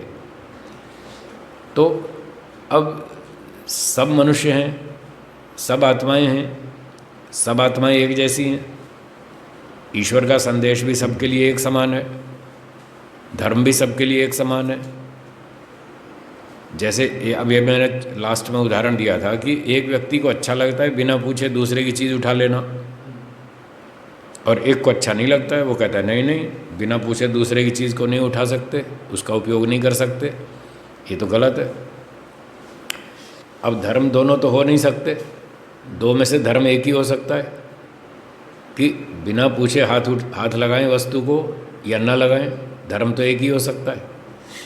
तो प्रश्न होता है भाई, एक व्यक्ति को तो समझ में आ रहा है कि बिना पूछे दूसरे की वस्तु नहीं छूनी चाहिए, एक को समझ में नहीं आ रहा, वो कहता है इसमें कोई दोष नहीं है। एक कहता है शराब पीना गलत है, दूसरा कहता है इसमें कोई दिक्कत नहीं है, हम अपने पीते हैं, 2 पैग रोज़ पीते हैं, घर में सो जाते हैं, किसी को तंग नहीं करते, किसी को परेशान नहीं करते। तो मतलब कभी किसी को धर्म समझ में आ रहा है, किसी को नहीं आ रहा है, तो ये क्यों होता है? जबकि सबकी आत्मा एक जैसी है, तो फिर सबको धर्म समझ में क्यों नहीं आता? उसका उत्तर ये दे रहे हैं कि धर्म उसको समझ में आता है जो पैसे का लोभी नहीं है, धन संपत्ति का लोभी नहीं है, और काम अर्थात विषय सेवा में फंसा हुआ नहीं है, जो इंद्रियों के भोगों में फंसा हुआ नहीं है, जिसका मन शुद्ध है। ठीक है ना? धर्म, अर्थ, काम और मोक्ष 4 चीज़ें, 4 में से यहाँ पर 2 चीज़ ली गई है, अर्थ और काम। अर्थ कामेषु असक्ता नाम, जिनको पैसे में और भोगों में आसक्ति नहीं है, उसका अर्थात उसका मन शुद्ध है। जिसका संसार की चीज़ों में, पैसे में, संपत्ति में, भोग विलास में आसक्ति है, राग है, तो राग द्वेष के कारण उसका मन शुद्ध नहीं है। तो जिसका मन शुद्ध नहीं है उसको धर्म समझ में नहीं आता, वो तो कहता है ठीक है दूसरे का छीन लो, क्या फर्क पड़ रहा है, ये भी तो लोगों का माल खा रहा है, इसने 10 करोड़ माल खा लिया दूसरे का, मैंने इसका 20 लाख खा लिया, क्या मुसीबत आ रही है? वो ऐसे सोचते हैं। तो ऐसे लोगों को धर्म समझ में नहीं आता, जो भोगों में और पैसे में, संपत्ति में, इन चीज़ों में फंसे हुए हैं, उनको धर्म समझ में नहीं आता। जिनका मन शुद्ध है, जो लोभ लालची में नहीं फंसे हुए, भोगों में, संपत्ति में नहीं फंसे हुए, उनको धर्म समझ में आता है, क्योंकि उनका मन शुद्ध है। तो दुर्योधन को समझ में नहीं आया, कंस को समझ में नहीं आया, रावण को समझ में नहीं आया। क्यों नहीं आया? वो संपत्ति में और भोग विलास में फंसे हुए थे, उनको धर्म समझ में नहीं आया। श्री राम जी को समझ में आया, रावण को समझ में नहीं आया, कंस को समझ में नहीं आया, कृष्ण जी को समझ में आया। यही कारण था। तो इसलिए बहुत बढ़िया बात बताई कि हमें धर्म को यदि समझना है तो अपने मन को शुद्ध करना पड़ेगा। मन की शुद्धि करो, यम नियम का पालन करो, ईश्वर की उपासना करो, तत्व ज्ञान को प्राप्त करो, ईमानदारी से जियो, तो धीरे धीरे मन की शुद्धि होती है। तो जब मन आत्मा शुद्ध होगा तभी धर्म समझ में आएगा। और फिर जहाँ कहीं संशय हो जाए तो फिर अंत में बताया, जो धर्म को जानने की इच्छा करें उनके लिए वेद ही परम प्रमाण है, सबसे अंतिम प्रमाण वेद है।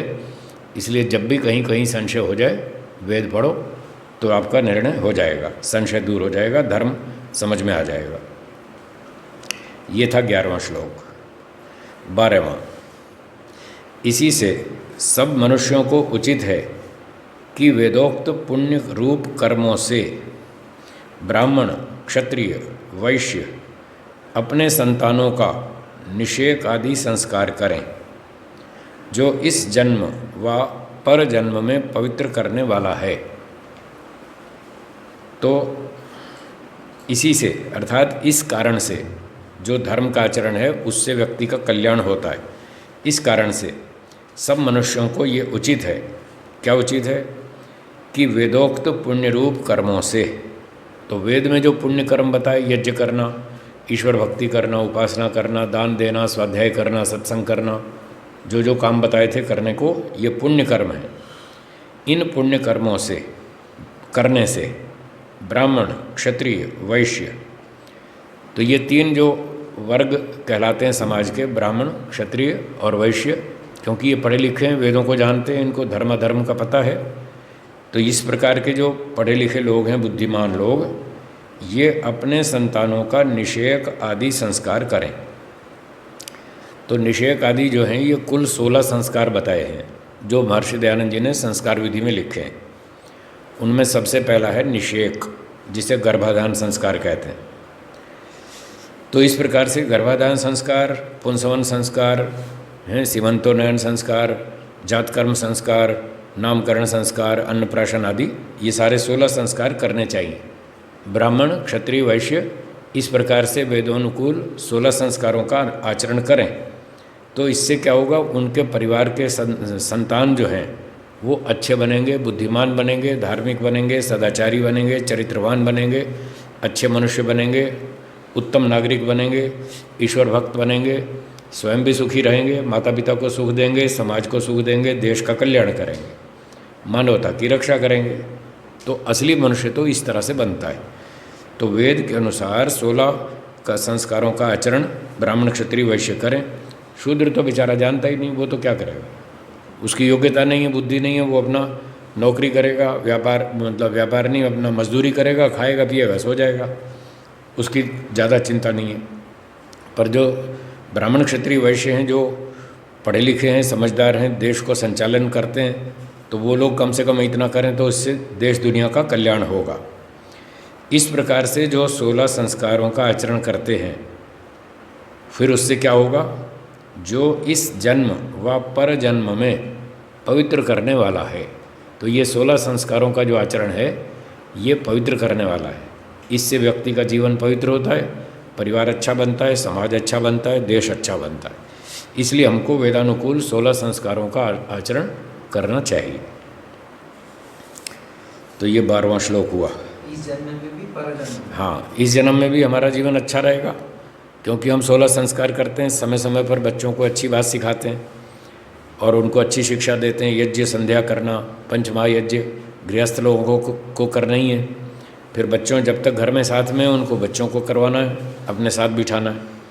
फिर बच्चे चले गए गुरुकुल तो वहाँ आचार्य उनको कराएंगे, चलो भाई जल्दी सो, जल्दी उठो, व्यायाम करो, हवन करो, ध्यान करो।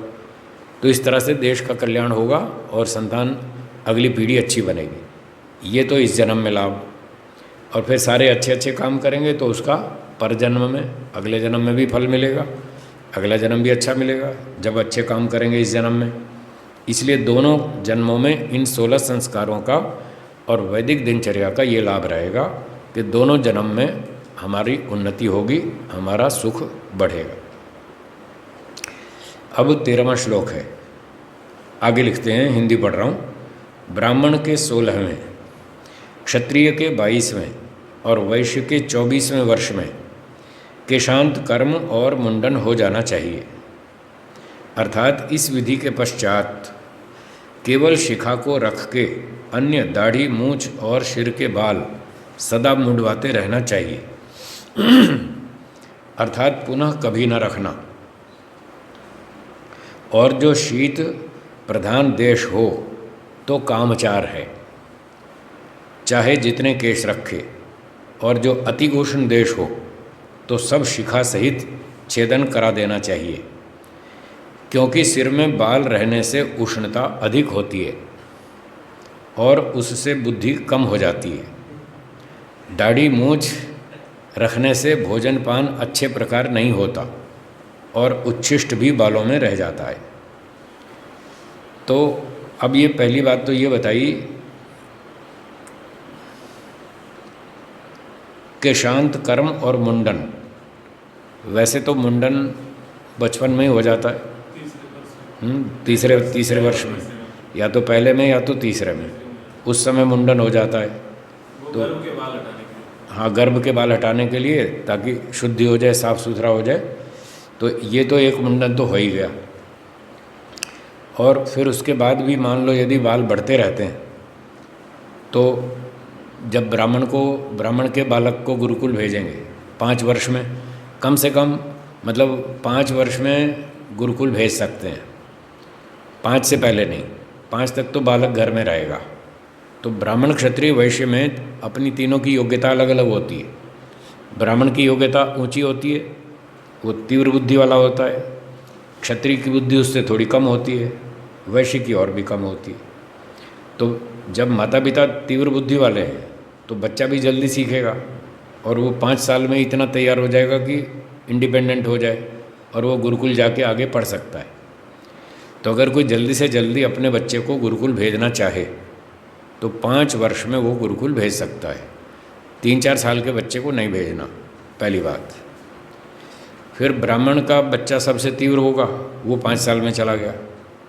मान लो कोई कारण से 5 वर्ष में नहीं जा पाया तो 6 में चले जाओ, 8 में चले जाओ, 8 में चले जाओ।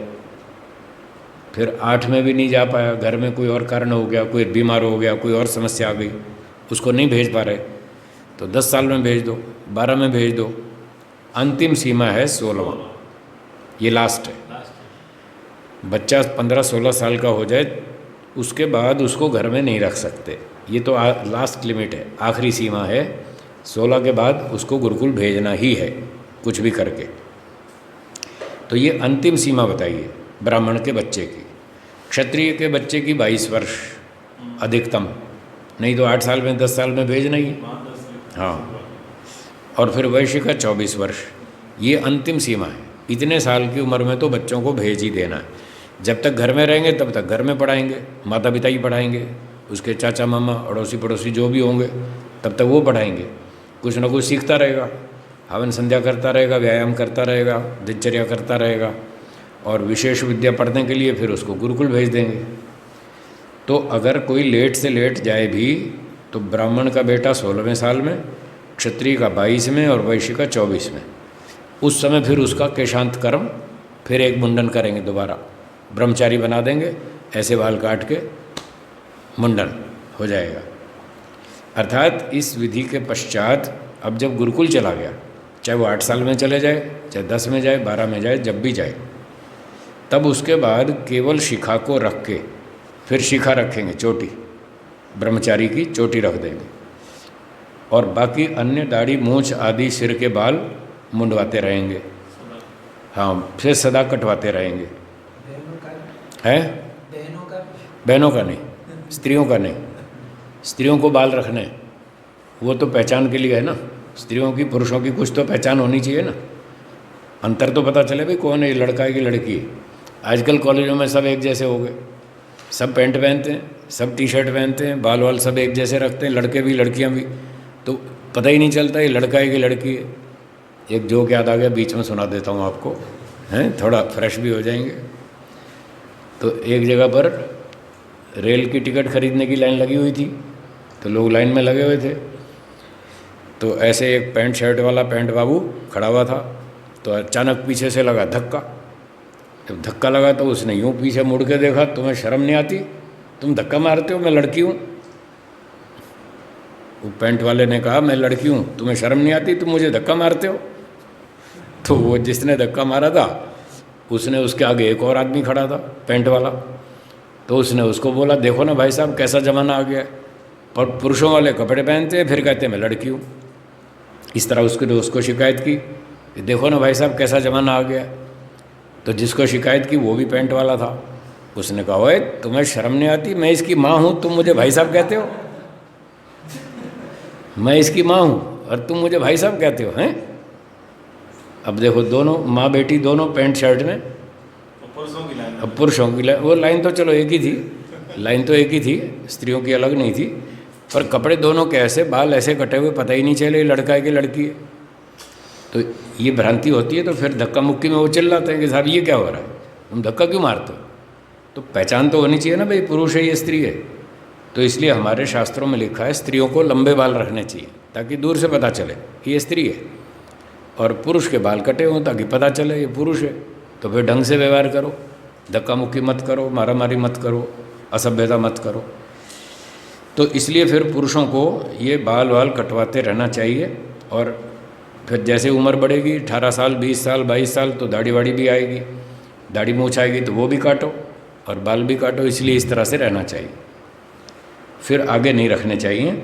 और एक अपवाद बताया, देखिए वेद का जो सिद्धांत है वो बहुत लॉजिकल होता है, तर्कपूर्ण होता है, बहुत साइंटिफिक होता है। आगे महर्षि ने लिखा है कि शीत प्रधान देश हो तो कामचार है। शीत प्रधान मतलब ठंडा, ठंडा इलाका है, जैसे मसूरी है, कश्मीर है, कुल्लू मनाली है, जहाँ ठंड बहुत पड़ती है, और विदेशों में ठंडी पड़ती है ज़्यादातर, इंग्लैंड अमेरिका आदि में, कनाडा में बहुत ठंड पड़ती है। तो जहाँ इस प्रकार से ठंडे इलाके हों तो कामचार है। कामचार मतलब अपनी इच्छानुकूल करें। काम चलाओ। हाँ, काम चलाओ नहीं, कामचार, काम के अनुसार आचरण करें, अपनी इच्छानुकूल आचरण करें। तो लोग अच्छी इच्छानुकूल का मतलब है जब ठंड है तो ठंड से बचाव के लिए बाल बढ़ा सकते हैं, वहाँ बाल बढ़ाने की छूट है, चाहे जितने केश रखे, लिखा है ना आगे। कामचार का मतलब इच्छानुकूल वहाँ आचरण करें, अर्थात वहाँ पर बाल बड़े भी रख सकते हैं। और दूसरा ऑप्शन, यदि अति उष्ण देश हो, बहुत गर्म इलाका है, जैसे भारत में तो गर्मी पड़ती है, टेम्परेचर 22-44 जाता है, 22, 30, 32, 34, 40, 44, 45 तक जाता है, 48 तक भी जाता है। तो जब बहुत गर्म देश हो तब क्या करना, तो बुद्धिमत्ता से काम लो, फिर बाल कटवाओ, तब शिखा सहित छेदन करा देना चाहिए। छेदन मतलब काट देना। तो बाल भी काट दो, और ज़्यादा गर्मी पड़े और चोटी काटने की भी आ जाए तो चोटी भी काट डालो, कोई चिंता नहीं है, गर्मी नहीं बढ़नी चाहिए, क्योंकि सिर में बाल रहने से उष्णता अधिक होती है। तो गर्मी ना बढ़े, सर में गर्मी बढ़ेगी, दिमाग काम नहीं करेगा, और सिर हल्का रहे, ठंडा रहे, हवा लगती रहे, सर हल्का रहे तो फिर दिमाग काम करेगा, बुद्धि काम करेगी तो सारे काम ठीक है, और बुद्धि बिगड़ गई तो सब बिगड़ जाएगा। इसलिए गर्मी हो तो बाल काट दो, ठंडी हो तो बढ़ा लो, इस तरह की वहाँ पर छूट है। तो हमको इस प्रकार का आचरण करना चाहिए, गर्मी ठंडी इलाके को देख के काम करना चाहिए। और बालों में, सिर में बाल अधिक रहने से उष्णता अधिक होती है, और जिससे क्या होता है, बुद्धि कम हो जाती है, लिखा है उससे बुद्धि कम हो जाती है। दाढ़ी मूछ रखने से भोजन पान अच्छे प्रकार नहीं होता। तो आदमी लंबी लंबी दाढ़ी रखे, लंबी लंबी मूछ रखे, तो फिर उससे क्या होता है, वो मूछ के बाल अटकते रहते हैं, खा नहीं सकते ठीक तरह से, वो मुंह में बाल में अटकता रहता है, और मूछ भी मुंह में चली जाती है, खाना ठीक से नहीं खा सकते, और उच्छिष्ट भी बालों में रह जाता है। जो दाल सब्जी खाई तो वो मूछों में सब्जी वब्जी लगी रहेगी, तो वो गंदगी बढ़ती है, उससे सफाई शुद्धि ठीक नहीं होती, खाने में भी अच्छा नहीं लगता, मज़ा नहीं आता। तो इसलिए फिर दाढ़ी मूछ काटते रहना चाहिए, और ऐसे क्लीन सफाचट इस तरह से रहना चाहिए, जैसे महर्षि दयानंद भी रहते थे, और हम भी ऐसे ही रहते हैं, क्लीन सफाचट। तो इसमें ठीक रहता है स्वास्थ्य, और खाना पीना रहना सब व्यवहार अच्छा होता है, सफाई शुद्धि भी अच्छी रहती है। तो इस प्रकार से करना चाहिए। ये हो गया 13वां श्लोक।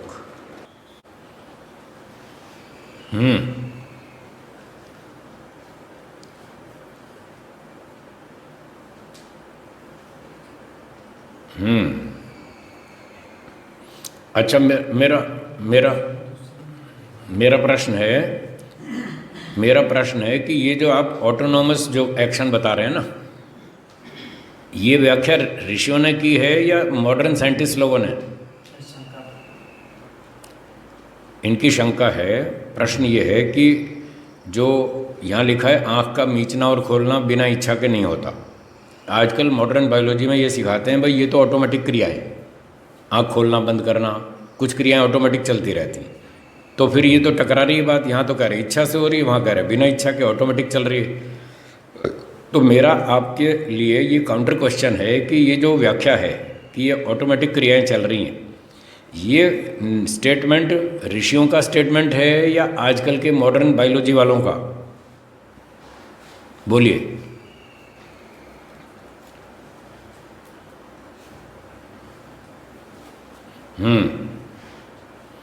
बस इतना ही बताना। देखिए मेरी बात सुनिए, समय कम है, शंका समाधान कर रहे हैं हम। आपको जितना प्रश्न पूछा जाए उतना दें उत्तर। लंबी बात करेंगे तो दूसरों के लिए समय नहीं बचेगा, इसलिए जितनी बात पूछूं उतना उत्तर बताना है। ये मॉडर्न बायोलॉजी का आंसर है या ऋषियों का? मॉडर्न बायोलॉजी वाले वेदों को मानते हैं, हाँ या ना? मॉडर्न बायोलॉजी वाले ईश्वर को मानते हैं? नहीं। मॉडर्न बायोलॉजी वाले आत्मा को मानते हैं? नहीं मानते। जब ये अनाड़ी लोग हैं, 3 वस्तु में से एक ही जानते हैं, 2 चीज़ जानते ही नहीं, तो आप इनकी बात को प्रमाण कैसे मानेंगे? इनकी बात झूठ है, इनकी बात झूठ है, नहीं चल सकते, इसलिए इनको छोड़ दीजिए। मैंने कहा था कि मैं ऋषियों की बात करता हूँ, आप ऋषियों की बात पढ़ रहे हैं, ऋषियों की बात पढ़कर ऋषियों के पुस्तक से कोई शंका उठती हो तो बोलिए। मॉडर्न वालों का तो मैं एक ही आंसर दे रहा हूँ, एक ही सेंटेंस में। ये लोग अनाड़ी हैं, मैं खुलेआम कहता हूँ, मुझे किसी से डर नहीं लगता। जिसको शास्त्रार्थ करना हो शास्त्रार्थ कर ले, मुझे कोई डर नहीं लगता। मैं खुलेआम कहता हूँ, सबके सामने कह रहा हूँ। ये मॉडर्न साइंस वाले अनाड़ी लोग हैं, ये 3 में से एक वस्तु मानते हैं, 2 को नहीं मानते, इसलिए नास्तिक हैं। और जो नास्तिक हैं उसके लिए मैंने बताया था अभी, उसको क्या कहना चाहिए? क्या कहना चाहिए? बोलो क्या कहना चाहिए? अभी तो बताया था उसका नाम। हाँ, तो ये पागल लोग हैं, ये पागल लोग हैं, इनकी बात छोड़िए, बुद्धिमानों की बात कीजिए। जो शंका पूछनी हो दर्शन वेद उपनिषद के आधार पे पूछिए, आपको उत्तर देंगे। चलिए, हो गया। और कोई प्रश्न हो तो बोलिए। अब हाँ, थोड़ा सा मैं इसका थोड़ी ठहरिए, इस बात को थोड़ा स्पष्ट कर दूँ। आपको ये बात जो नहीं जच रही है कि आँख का खोलना और बंद करना ये इच्छापूर्वक हो रहा है, और दिख तो नहीं रहा कि इच्छापूर्वक हो रहा है, तो इसका उत्तर ये है, ऋषियों के हिसाब से जो जड़ वस्तु है वो स्वयं क्रिया नहीं करती है। आँख जड़ है या चेतन? बोल, जड़ है। मन जड़ है या चेतन? शरीर जड़ है या चेतन? तो शरीर में, आँख में, इंद्रियों में, मन में जो भी क्रिया होगी वो स्वयं नहीं होगी। जड़ वस्तु स्वयं क्रिया नहीं करती है, चेतन वस्तु स्वयं क्रिया करती है, और जड़ वस्तु में क्रिया को उत्पन्न करती है। जैसे आप कार चलाते हैं, स्कूटर चलाते हैं, आप चेतन हैं, कार स्कूटर जड़ है। कार स्कूटर अपने आप नहीं चलती है, ड्राइवर चलाए तो वो चलेगी। तो ये ऋषियों का ये सिद्धांत है, चेतन वस्तु स्वयं क्रियाशील होती है और अन्य जड़ पदार्थ में क्रिया को उत्पन्न करती है। तो आँख जड़ है, कान जड़ है, सारी इंद्रियां जड़ हैं, मन भी जड़ है। मन में जो क्रिया होगी वो आत्मा चेतन है, वो उत्पन्न करेगा। आँख में क्रिया होगी तो आत्मा उत्पन्न करेगा। बिना इच्छा के कोई क्रिया नहीं होती, ये वेदों और ऋषियों का सिद्धांत है। इच्छा गुण आत्मा में भी है, इच्छा गुण ईश्वर में भी है, दोनों चेतन है, दोनों में इच्छा है। तो शरीर की कुछ क्रियाएं ऐसी हैं जो आत्मा की इच्छा से होती हैं, और कुछ क्रियाएं ऐसी हैं जो परमात्मा की इच्छा से और व्यवस्था से होती हैं। तो हम हाथ से यज्ञ करते हैं, दान देते हैं, झाड़ू पोछा करते हैं, खाना बनाते हैं, जो भी मोटी मोटी स्थूल क्रियाएं हैं, ये हम अपनी इच्छा से करते हैं। ये तो आपको भी समझ में आ रही हैं कि हम अपनी इच्छा से कर रहे हैं। तो ये आत्मा की स्थूल इच्छाएं हैं जो हमारी समझ में आ रही हैं कि हम अपनी इच्छा से ये काम कर रहे हैं। कुछ आत्मा की सूक्ष्म इच्छाएं हैं जो हमको जल्दी से समझ में नहीं आ रही कि ये भी आत्मा ही कर रहा है। उसी में से ये एक एग्जाम्पल है कि आँख का जो खोलना और बंद करना है, पलकों का झपकना और खोलना, ये आत्मा की सूक्ष्म इच्छा से होता है, बिना इच्छा के नहीं होता। और ये ऑटोमेटिक नहीं है, ऑटोमेटिक जड़ वस्तु में कोई क्रिया नहीं होती है। कोई चेतन वस्तु उस सिस्टम को सेट करता है, चाहे वो एक बार सेट कर दे, चाहे लगातार करता रहे। बिना चेतन के कोई जड़ वस्तु स्वयं क्रिया नहीं कर सकती है, ये नियम है। विज्ञान भी मानता है। हाँ, तो चेतन भी वो विज्ञान मानता है, फिर वहाँ अटक जाता है। हम उससे पूछते हैं किसकी इच्छा से हो रहा है, बोलो, फिर टाइम फिर चुप हो जाते हैं, बोल नहीं सकते वो। तो आत्मा की सूक्ष्म इच्छाओं से ये पलकें झपकती जाती हैं, हाथ पैर चलते जाते हैं। कहीं कहीं जो हमें लगता है अनकॉन्शियस माइंड से ये काम हुआ, वो अनकॉन्शियस माइंड, ये इनकी सब झूठ है। ऐसा कोई 3 4 5 मन नहीं होते शरीर में, मन एक ही होता है। तो कहीं सूक्ष्म इच्छाएं होती हैं, कहीं स्थूल इच्छाएं होती हैं। सूक्ष्म इच्छाओं से जो कार्य होते हैं वो समझ में नहीं आते, उसको समझने के लिए 10-20 साल मेहनत करनी पड़ती है। आदमी तपस्या करे, एकांत में बैठे, मन का अध्ययन करे, आत्मा का अध्ययन करे, साधना करे, तब जाके 20 साल के बाद समझ में आता है कि ये सूक्ष्म इच्छा भी मैंने उठाई थी। 20 साल बाद जाके समझ में आएगी, अभी नहीं आएगी एकदम। अभी तो मोटी मोटी स्थूल इच्छाएं समझ में आती हैं कि मुझे गोलगप्पे खाने की इच्छा है, आज कचौरी खाने की इच्छा है, आज गुलाब जामुन खाने की इच्छा है। ये मोटी मोटी इच्छाएं जो आज समझ में आ रही हैं। तो इस प्रश्न का उत्तर ये था कि आँख मीचना खोलना ये आत्मा की इच्छा से ही होता है। वो इच्छा सूक्ष्म है, जल्दी से पकड़ में नहीं आती। और शरीर में कुछ क्रियाएं ऐसी हैं जो हमारे बस की नहीं है, वो ईश्वर द्वारा संचालित हैं। जैसे उदाहरण के लिए हम खाना खा लेते हैं, ये हमारी इच्छा से खाते हैं, भोजन खाना है, भूख लग रही है, तो हमारे इच्छा हुई, हमने हाथ पैर हिलाया और थाली में से भोजन उठा के खा लिया, चबा लिया और वो गले से नीचे उतर गया। अब पेट में आमाशय में जाने के बाद इसका पाचन शुरू होगा। ये जो आगे की क्रिया है वो अपने बस की नहीं है। आपको भोजन पचाना आता है? देखा यूँ हिला रहा गर्दन, नहीं आता। तो आगे का काम ईश्वर करता है, वो उसकी इच्छा से, उसके सिस्टम से होता है। तो भोजन का रस बनेगा, रक्त बनेगा, मांस बनेगा, मेद बनेगा, मज्जा बनेगी, 7 धातुएं बनेगी, वो ईश्वर बनाएगा। तो इस प्रकार से कुछ काम हम करते हैं, कुछ ईश्वर करता है, ऐसे इस तरह से हमारा शरीर चलता है। और अब अगला प्रश्न बोलिए।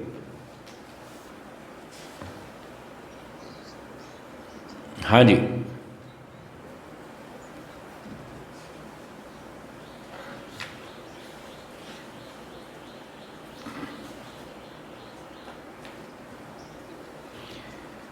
हाँ, आपका प्रश्न है जो आत्मा में भय शंका लज्जा उत्पन्न होती है, ये आत्मा स्वयं उत्पन्न करता है या ईश्वर करता है? ये प्रश्न है आपका।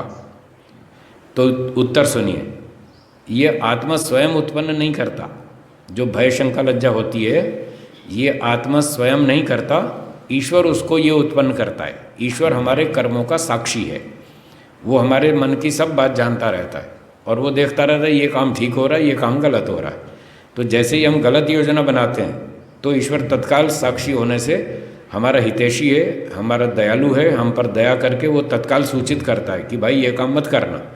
तो ईश्वर भय शंका लज्जा उत्पन्न करता है। ये आपके प्रश्न का उत्तर है। और प्रश्न हो तो बोलिए जी। हाँ, चांद सिंह जी कोई है प्रश्न? बोलिए बोलिए। ये स्वामी जी ये दिया है रात्रि के चौथे पैर में था। ये काम पढ़ लिया? ये दिया है इनमें देख पाओ 10। अभी ठहरो थोड़ा इनका निपटा लें। हाँ जी, और जिसको प्रश्न हो बोलिए, आपको बाद में बताता हूँ। हाँ जी बोलिए। हाँ जी, हाँ जी,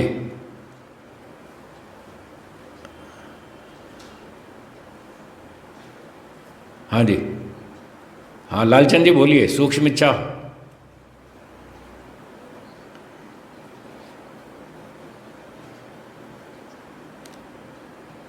हाँ हाँ, और दूसरा उदाहरण सुनिए।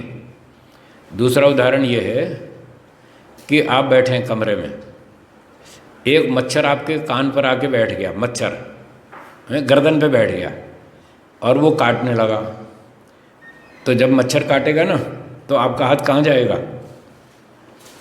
आपका हाथ कहाँ जाएगा ना, जबकि आपने तो देखा नहीं कि ये मच्छर है या क्या है। तो आपका हाथ जो वहाँ जाएगा जहाँ मच्छर काट रहा था, तो ये बिना इच्छा के गया या इच्छा से गया?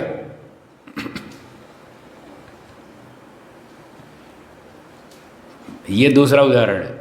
यहाँ भी आपकी सूक्ष्म इच्छा हुई है, हाथ को वहाँ पर भेजने की, गर्दन पे भेजने की आपकी सूक्ष्म इच्छा हुई है कि कुछ गड़बड़ हो रही है, यहाँ कुछ चुभ रहा है, कुछ काट रहा है, क्या काट रहा है, चलो इसको देखें, थोड़ा हटाएं इसको। तो ये सूक्ष्म इच्छा हुई जिसकी वजह से आपका हाथ गर्दन पे गया और आपने यूँ हाथ फेर दिया वहाँ। तो वो मच्छर भी सावधान रहता है, जैसे ही हाथ आता है वो उड़ जाता है, वो भी तो चालाक है ना बहुत। तो इस प्रकार से ये सूक्ष्म इच्छा का दूसरा उदाहरण है। ठीक है, हाँ जी बोलिए। ठीक है, वो अपने आप नहीं होती, ईश्वर पैदा करता है।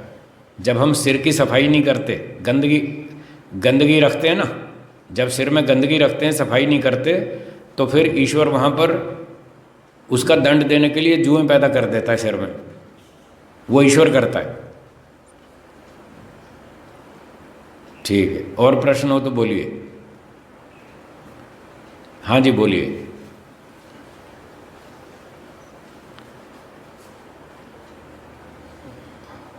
हाँ,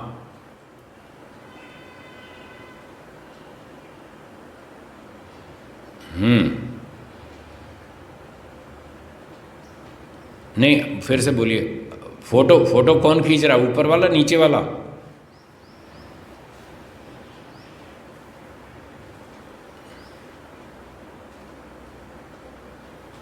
हाँ हाँ, तो डर लगता है ना वहाँ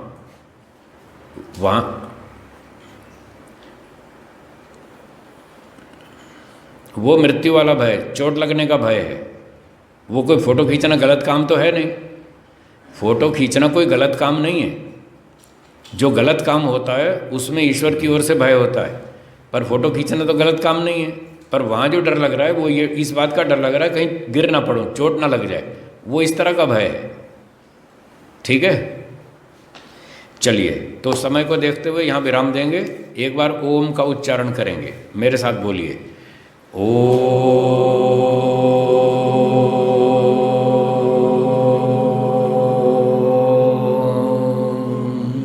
बोलिए सर्वेभ्यो नमः।